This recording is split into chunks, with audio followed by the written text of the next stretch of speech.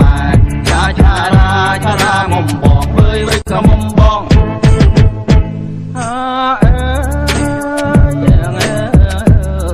ត្រត់ខ្ញុំមកដល់ហើយថ្លៃហើយដល់ខៅរោផងរត់ទាំងអីគោផងចាត់ហើយចងងអខ្សែទីមណានាងណាចងងអខ្សែទីមអេយកំឡងហើយនៅគ្នាលេងប្រត់ហើយចឹងបរិសុទ្ធណាជារបាំម៉ែឆារាមុំបងវើយក៏មុំបង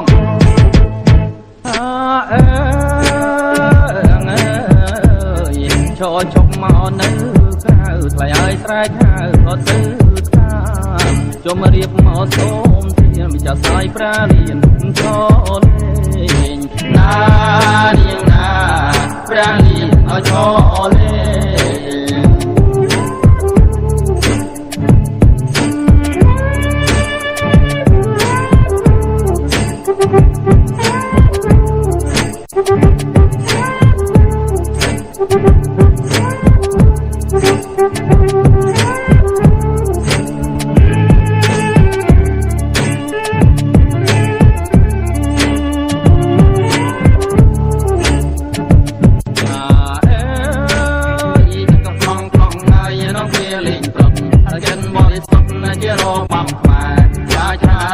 ឆារាមុំបងវើយក៏មុំបង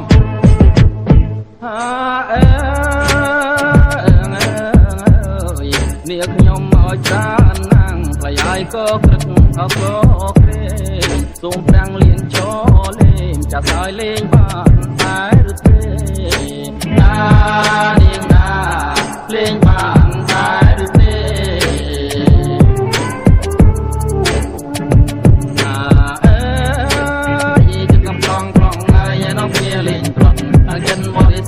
ជារបាំម៉ែឆារាមុំបងវើយក៏មុំបង